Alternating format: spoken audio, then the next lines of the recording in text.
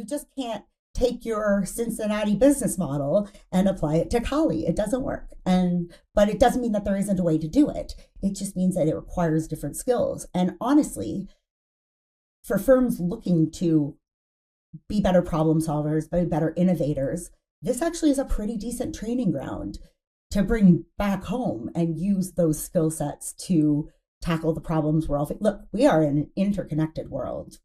We are no longer able to believe that it's something that's happening far across the world doesn't impact in our backyard. We have our interests in the stability of the world and climate and migration, and that's just going to make it worse. So it is in our best interest to ensure that the places around the world are livable. Even if we think about immigration, people are running away from either conflict or unlivable conditions. If we're worried about immigration, we should be worrying about strengthening economies. People don't want to leave home, but can you imagine? I mean, I have a 3-year-old, right?